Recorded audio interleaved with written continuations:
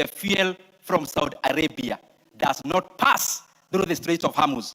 So let us not keep on misinforming Kenyans in looking for short solutions, Honorable Speaker. Lastly, I beseech you, my brothers and sisters, today, we have many times stood in terms of where we are politically.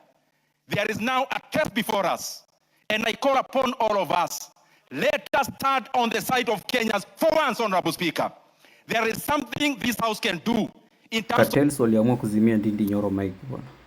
Cartel. So walikuwa wamesema wanataka Ndindi Nyoro aseme wenye mafuta G2G. Hapo wanazimia Ndindi Nyoro mic. Hii Kenya. Mbona wamezima? Yaani Kenya ni nje ya makatel. Cartel. And on Friday, I'll be appearing before the Finance Committee. But Honorable Speaker, I also find it unfortunate the earlier assertions in regards to the letter I wrote in terms of recalling Parliament. Honorable Speaker, as all of us know, as Kenyans know, the role of the Member of Parliament as to when they actually deposit the letter to the relevant office. It's not my responsibility to look for the holder of the office. He could be chairing a meeting in Bugoma, for example, for a political party, or any other, Honorable Speaker. It's not my role to look for them. And I say so because this issue went to the media way after I raised it.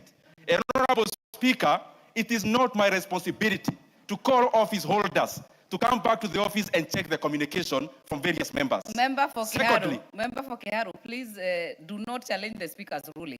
Be careful to just use your minutes to prosecute your issue. The second thing, Honorable Speaker, that I want to raise, we now have a government that has been swallowed by the opposition, and the other way around, an opposition that is in government. We have leadership on both sides, on the government and the opposition, singing the same choir, Honorable Speaker. Who will stand in for Kenya's, Honorable Speaker, if we don't fill up the gap, Honorable Speaker? We must do what we must, Honorable Speaker, because the current situation... Order on Member for Keharu. Honorable Member for Suna. Speaker. East. What is out of order? What is out of order, Madam Speaker, is I want to educate my younger brother that there is no opposition in Parliament. What we have in Parliament is majority side and minority side. And every member, in accordance with the Constitution, is supposed to hold the executive accountable. You don't expect the minority to do, you don't have to be a minority to hold government accountable. Even the majority where you belong, that is why nowadays you are talking the way you are talking. You've made your point. So, Madam Speaker, no, let me finish. It is Madam more Speaker, the second order. It is more of a point of information, not point of order. What is out of order? The manner in which the member has spoken about how to call for a special sitting of the House. Madam Speaker, that matter is well articulated in the standing orders. That you has been dealt with. Order, members. Honorable members, the Speaker already gave a ruling, and the member for Keharu has been guided accordingly, because that issue has been dealt with. Honorable Karoli, there is no one on the floor. You cannot be possibly on a point of order. Member for Keharu. Honorable Speaker, I want to request Honorable Junet. An ignorant member cannot inform the House. I need no information from you. I know what I'm talking about. Honorable Speaker, the second point. Honorable members. Honorable Speaker. Can we debate in decorum, honorable members? I never asked for any information. In decorum.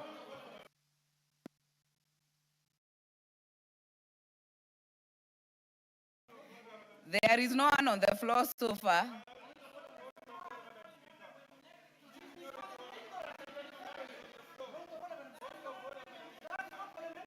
Honorable members, I'll indulge honorable member for Magarini, but honorable members, let us debate in decorum. It is important. I will give you. And you do not need to throw words to the Speaker. Honorable members, I can hear you. Member for Magarini. Thank you, Madam Speaker. Madam Speaker, is the honorable member for Keharu, NDINDI NYORO, in order to call honorable member of this House ignorant? Is he in order to refer to a honorable member as you have made your point. And member for Keharu, you certainly know the rules of this house. You know what is parliamentary, what is not parliamentary. Do not throw aspersions to your colleagues. Thank you, ma'am. Thank you, Honorable Speaker. Can I continue? Let me hear the member for Kenyans first. Yeah. I'm doing my submissions, Honorable Speaker. Honorable Speaker, and I hope those minutes are not eating into my time, Honorable Speaker. The second thing, Honorable Speaker. Member for Kenyans. I want to... Member for Kenyans, a point of order has been raised on you calling a member ignorant. I certainly agree with the honorable member that you cannot possibly call a member ignorant. So I will ask you to, please don't assist me, honorable members. Do not assist me. Honorable member for Kenyans, the specific issue on ignorant, you will withdraw it. Honorable Speaker, I never called any member ignorant. I said the information he was giving me was not sufficient enough to be an information, Honorable Speaker.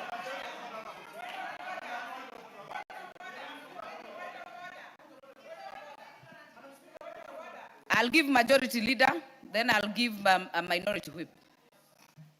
Honorable Speaker. I'll give you. Honorable Speaker, you know, I had retreated to my office to attend to other business, but I had to come back quickly.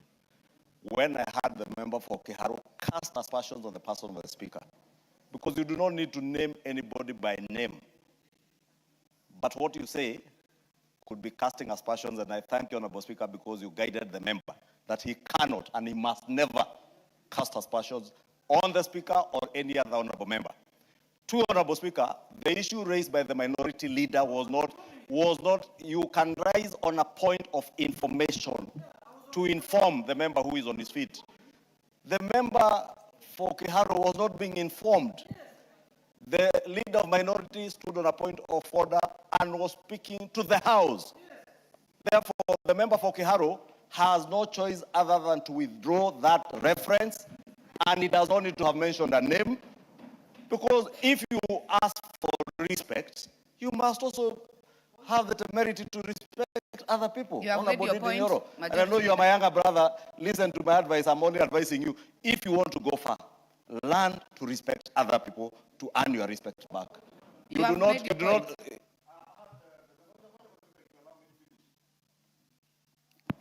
Honorable Speaker, I was saying, Honorable Speaker, through you to the member for Kenyans. When another member raises in his place to inform the House on anything, whether he's on a point of order or a point of information, just be patient. The member for Kenyans this afternoon asked the House that we must, something I agree with him fully, we must allow dissenting opinions. That is why this is a chamber for debate. This is not a church where we sing choruses. But saying the person who was informing is ignorant or is... The Honorable Junet was not informing you. Junet informs more serious legislators. You have made your point, Millie. Thank you, Madam Speaker. Madam Speaker, Honorable NDINDI has indicated that he did not use the word ignorant. And I think you can prove that from the House. Even when you are disagreeing with other members, you must disagree respectfully. Because, Madam Speaker, there's a lot that we can say if we were to go that direction. Madam Speaker, if Honorable NDINDI remembers when we were in the Budget Committee, I told him, wait carefully in this House. One day you might find yourself not as the chair of budget and with me as the chair of budget before this parliament ends. Mr. Speaker, the only wrong thing I got was it's not me who's chair of budget, but he's sitting as non-chair of budget, and Atandi is the chair of budget. So I just want to encourage you, my brother, we've been there, done that, got a t-shirt. Even when you are debating, respect other honorable members. And Madam Speaker would call that we check. If indeed he called Honorable Junet ignorant, he needs to apologize so that it's purged. Because his constituents did not elect him because he's ignorant. That's not up to... No member is ignorant. I'm with you, Honorable Millie. Junet? Madam Speaker, Madam Chair, first, this is a House of Record. I stood up on a point of order. I do not request you to give me a point of information, because Honorable NDINDI is one of the least people I can inform, Madam Speaker, because we don't have that relationship of informing each other.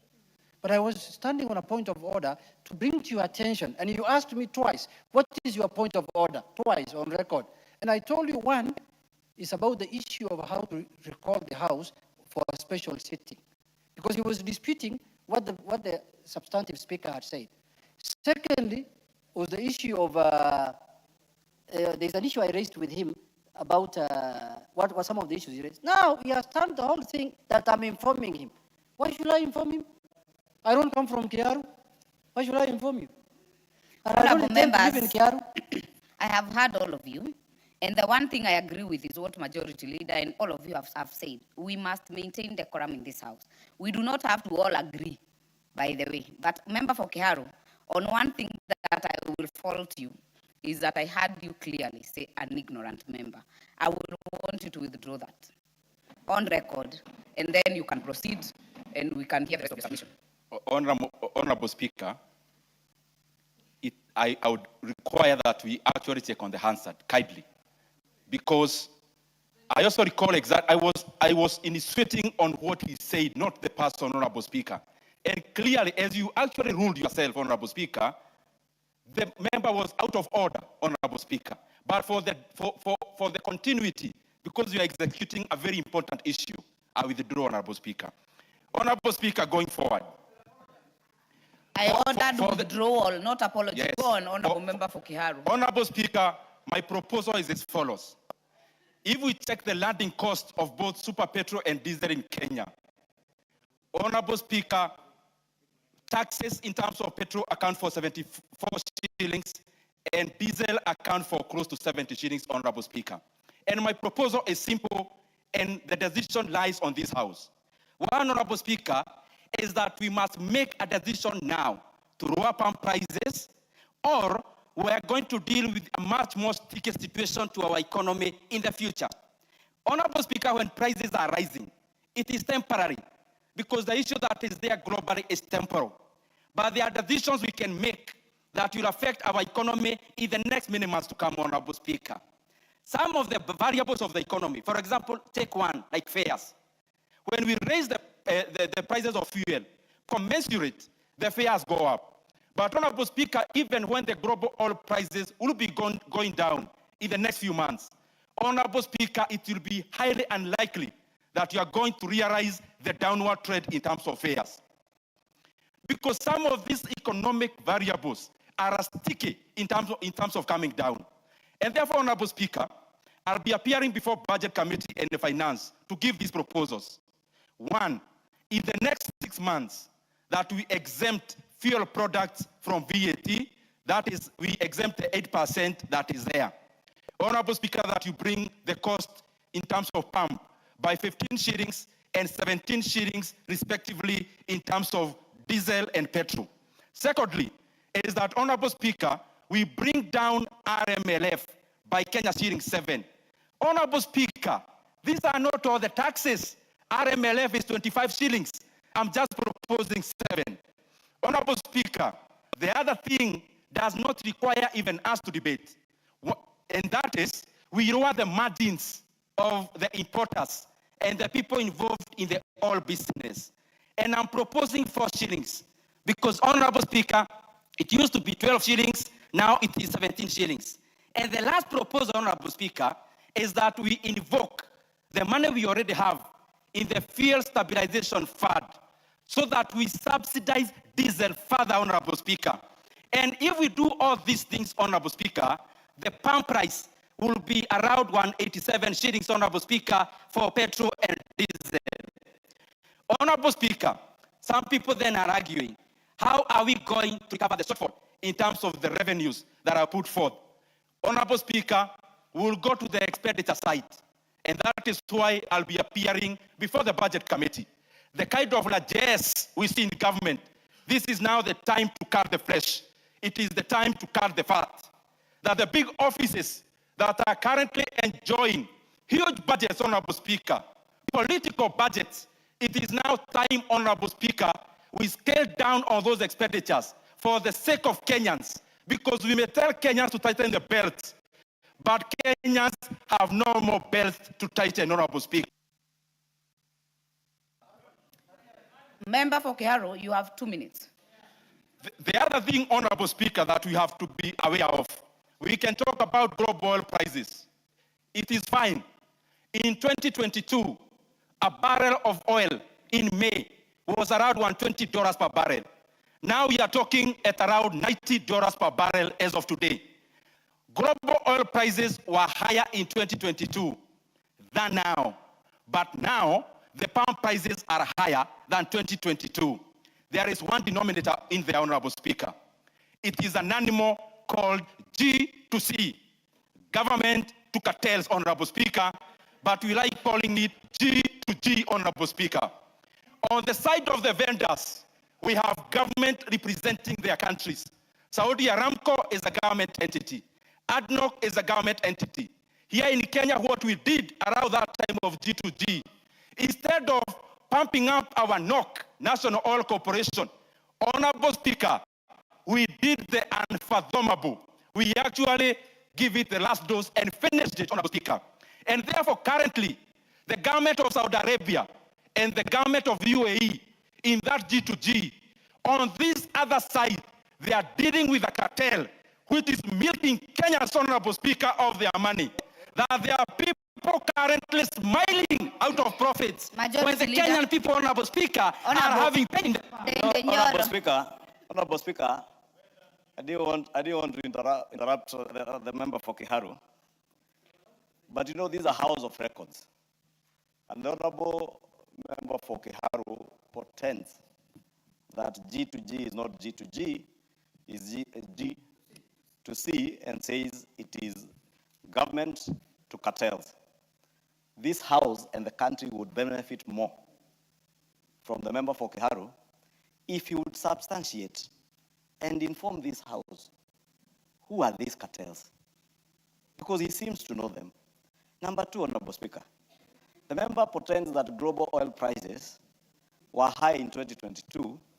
It would also be important for him to let the country know what was the cost of freight then, and was the Strait of Hormuz open then and today? Because you just need to have a good analysis of the landed costs of fuel today. And you will see that part of what is bedeviling the global economy, not the Kenyan economy, is the cost of freight.